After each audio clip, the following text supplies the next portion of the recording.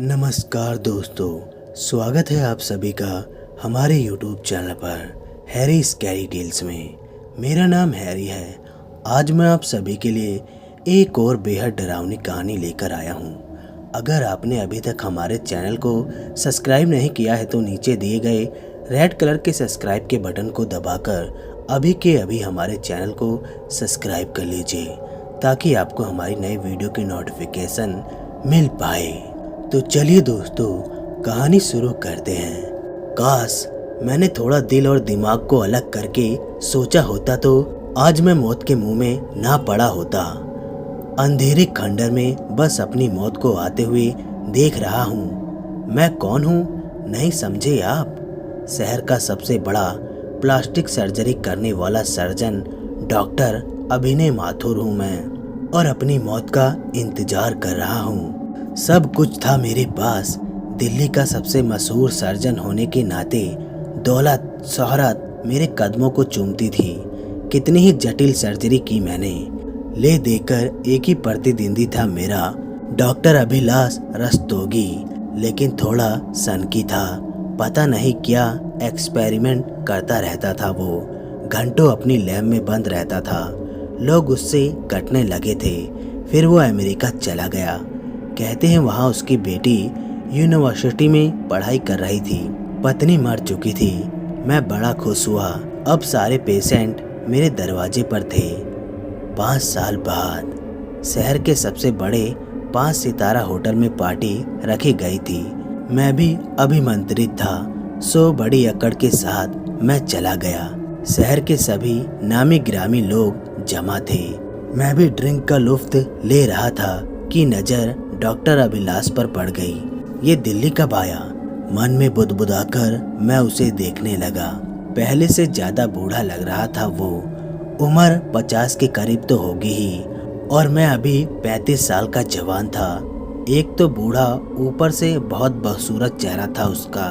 उफ, ये अपनी प्लास्टिक सर्जरी करवा लेता तो देखने लायक तो होता। खैर जाने क्या सोचकर मैं उसके पास खड़ा हो गया। Hello doctor Abhilash, how are you? जबरन मुस्कुराते हुए मैंने हाथ बढ़ाया। Hello doctor Abhinav, what a surprise. उसने भी अपना झुर्रियों वाला हाथ आगे बढ़ा दिया।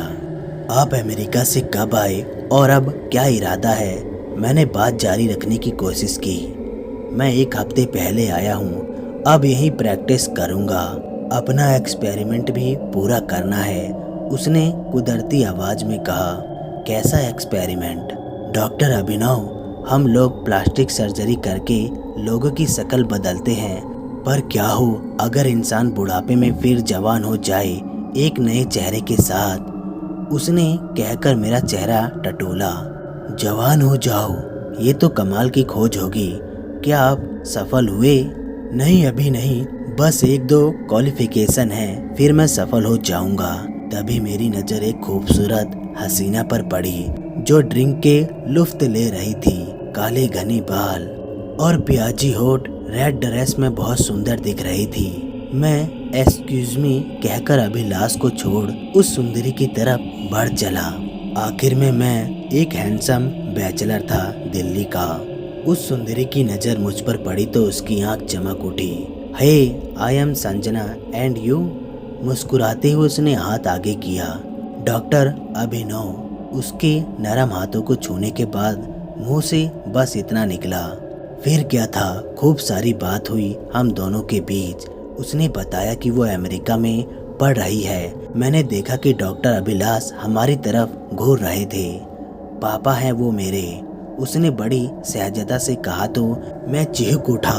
तो तुम डॉक्टर अभिलाष की बेटी हो? मैं अवाक हो गया। हाँ, मैं अमेरिका में पली बढ़ी। पापा अपने काम में व्यस्त रहते थे तो माँ मुझे लेकर अमेरिका चली गई। माँ की मृत्यु के बाद पापा ने मुझे इंडिया आने को कहा, पर पढ़ाई अधूरी होने के कारण मैं नहीं आ पाई। फिर पापा ही वहाँ आ गए। मैं भी इंडिया देखना चाहती थी, इसलिए पापा आए तो साथ चली आई। इतना कहकर संजना चुप हो गई। ओह नहीं, संजना डॉक्टर अभिलाष की बेटी है। क्या क्या सोच लिया था मैंने। कोई दुश्मनी नहीं थी, मगर वो कुछ अजीब था, कुछ सनकी भी। मगर संजना इतनी खूबसूरत, डॉक्टर अभिनव, क्या हम दोस्त बन सकते हैं? उसने बड़ी अदा से कहा तो मैं उसकी आंखों में डूब गया। यस सर, आप जैसी खूबसूरत लड़की का दोस्त कौन नहीं बनना चाहेगा। हम दोनों ने नंबर एक्सचेंज किए और वो अपने पिता के साथ चली गई। मैं अपने आप को 7वें आसमान पर महसूस कर रहा था, लेकिन डॉक्टर अभिलाष के बारे में सोचकर थोड़ा बेचैन हो गया। पार्टी खत्म हो गई और मैं घर आ गया। बेडरूम में अभी लेटा ही था कि मोबाइल बजने लगा। संजना का कॉल था। हेलो, मैंने धड़कते दिल से कहा। हेलो डॉक्टर अभिनव, क्या घर पहुंच गए आप? उसने पूछा तो लगा जैसे दुनिया की सबसे मधुर आवाज संजना की है। पहले मुझे सिर्फ अभी कहिए। डॉक्टर अभिनव थोड़ा फॉर्मल लगता है। संजना जी, मैंने डरते हुए कह दिया। ओके जी, लेकिन आप भी मुझे संजना कहेंगे तो? खनकती आवाज में उसने कहा तो मेरा दिल अस अस कर उठा। उस रात पूरे 1 घंटे बात की हमने। मन कर रहा था कि यूं ही उसकी जिंदगी गुजर जाए। अब तो ये सिलसिला बन गया। हम रोज बात करते थे, मगर अभी तक मुलाकात नहीं हुई थी, क्योंकि संजना के मुताबिक उसके पिता मुझसे वजह किसी NRI से शादी करवाना चाहते थे। संजना ने भरोसा दिलाया कि वो मिलने जरूर आएगी, मगर अभी तक एक बार भी नहीं आई। मैं उसको बाहों में भरकर उसके खूबसूरत होठों को चूमना चाहता था, लेकिन वो अमेरिका में रही है तो फिर क्या दिक्कत थी? आखिर वहाँ सब ओपन ही तो होता है। खैर, वो दिन भी आ गया जब उसने मुझे मिलने को बुलाया, मगर अपने घर पर। उसने कहा कि उसके पिता मुंबई गए हैं, 1 हफ्ते बाद आएंगे। मैं थोड़ा डरा हुआ था, पर उससे मिलने की प्रबल इच्छा दबा ना सका और हामी भर दी। अगली शाम मैं उसकी विशाल कोठी के सामने था। जंगल से थोड़ा पहले था वो घर। दिसंबर का दिन होने के कारण धुंध छाई हुई थी। डॉक्टर ने ये घर शायद कुछ समय पहले ही लिया होगा, क्योंकि पुराना घर तो शहर के बीच था। एकदम बेजान और सुनसान लगी मुझे वो जगह। क्या आप डॉक्टर अभिनव हैं? रोबीली आवाज सुनकर मैं पलटा तो चकरा गया। एक निहत्था बदसूरत आदमी खड़ा था। वेशभूषाओं से नौकर प्रतीत हो रहा था। हाँ, मैं ही हूँ। मैं मिस संजना से मिलने आया हूँ। जानता हूँ, आइए मेरे साथ, कहकर वो आगे बढ़ गया। मैं पीछे चल रहा था, पर हैरान था। आखिर डॉक्टर ने उसका चेहरा क्यों नहीं बदला, जबकि इस बेचारे की शक्ल ठीक हो जाती। मैं जाने कब अंदर पहुंच गया, मालूम नहीं चला। अंदर संजना सोफे पर बैठी मानो मेरा ही इंतजार कर रही थी। बहुत प्यार से मिली वो मुझसे। उसने नौकर को चाय लेने को भेज दिया। मैं उसके पास बैठने लगा, मगर उसने कहा कि जल्दी क्यों है, पहले चाय पियो। मैं बैठ गया कि सब्र का फल मीठा होता है। नौकर चाय ले आया। उसका चेहरा बहुत सारी जगह से कटा हुआ था। चाय पीते हुए मैं उसकी बात सुनने लगा। अचानक मुझे लगा कि मेरा शरीर फूल सा हल्का हो गया और मेरी आंख बंद होने लगी। बेहोश होने से पहले मेरी आंखों ने संजना को मेरे लिए चिंतित होते देखा।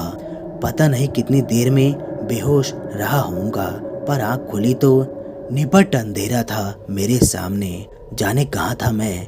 किसी तरह खड़े होने की कोशिश की तो गिर पड़ा। नो डॉक्टर अभिनव, कोई फायदा नहीं, तुम खड़े भी नहीं हो सकते। एक मध्यम आवाज आई तो मैं सिहर उठा। ये तो डॉक्टर अभिलाष की है। तो क्या ये मुंबई नहीं गया? मेरा सिर चकरा रहा था। अपने दिमाग को परेशान मत करो, मैं बताता हूँ तुम्हें यहाँ लाने का कारण। उफ, ये डॉक्टर क्या बक रहा है? संजना कहाँ है? ना, मेरी बेटी तो काम खत्म करके आराम कर रही है। यहाँ बस मेरा भरोसेमंद नौकर माधव है। मैंने देखने की कोशिश की तो टॉर्च की रोशनी उस बदसूरत नौकर पर पड़ी, जो कुटुली हंसी हंस रहा था। अब ये तो तुमने सोचा ही होगा कि इसका चेहरा क्यों ठीक नहीं किया मैंने, क्योंकि लोग डरते हैं इस चेहरे से और मुझे आनंद आता है लोगों को दहशत में देखकर। मुझे जाने दो प्लीज, मैं गिड़गिड़ाने लगा। ऐसा मत कहो, तुम तो बहुत काम आने वाले हो मेरे। कैसे? बताता हूँ। मेरा एक्सपेरिमेंट सफल हो गया है। 50 साल लगाए हैं मैंने इस पर। मेरी बेटी ने तुम्हारे सामने चारा डाला और तुम फंस गए। इस बदसूरत और बूढ़े चेहरे को अगर किसी जवान और सुंदर चेहरे से बदल दिया जाए तो कैसा रहेगा। उसकी बात मुझे समझ नहीं आ रही थी। मेरा शरीर मेरे कंट्रोल से बाहर था। पाँव जैसे बेजान हो गए थे। संजना ने ऐसा क्यों किया? मुझे जवान और हैंडसम बनाने के लिए। मैं डॉक्टर हूँ, तुम भी हो। अगर तुम चेहरा और शरीर ले लो तो क्या बक रहे हो तुम? ऐसा कभी नहीं होता। संजना इधर आओ मेरी बच्ची। तभी मैंने देखा मेरी संजना वहाँ आई और उसने डॉक्टर के गले लगकर अपने होठ उसके होठों पर रख दिए। छी, ये क्या घिनौना काम कर रहे हो तुम दोनों? कम से कम रिश्ते का तो लिहाज करते। मैं नफरत से घिनघिना उठा। संजना डॉक्टर को छोड़कर मेरे पास आई।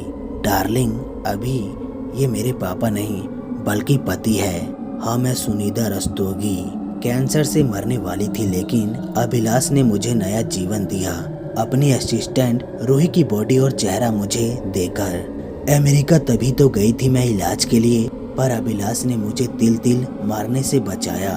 अब मेरा भी तो फर्ज बनता है ना पति की मदद करना। तुम्हारे ही चेहरा चाहिए क्योंकि तुम इस समय टॉप के सर्जन हो। हमें दौलत शोहरत मिल जाएगी।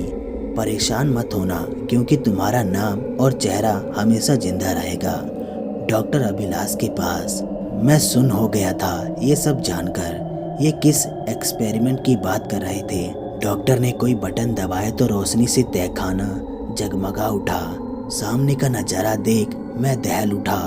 पूरी की पूरी लैब थी वहाँ। संजना जो सुनंदा बन चुकी थी मुस्कुरा रही थी। घबराओ मत, तुम्हें ज्यादा दर्द नहीं होगा। बस तुम्हारा चेहरा और खून लेकर आज पहला चरण होगा, फिर धीरे धीरे सारा ट्रांसफर कर लूंगी। बस ये समझो कि केंचुली बदलनी है मैंने। इतना कहकर उसके चेहरे का भाव अहिंसक हो उठा और उसने माधव को इशारा किया जिसके हाथ में सर्जिकल नाइफ था। मौत मेरी तरफ बढ़ रही थी और मैं मजबूर होकर उसे आते देख रहा था। काश मैं उस लड़की के चक्कर में ना फंसता। तो दोस्तों, कहानी बस यही तक थी। कहानी आप लोगों को कैसी लगी लाइक और कमेंट करके ज़रूर बताएं और साथ में हमारे चैनल को भी सब्सक्राइब कर लें। हम आपसे मिलते हैं नेक्स्ट वीडियो में। तब तक के लिए धन्यवाद दोस्तों।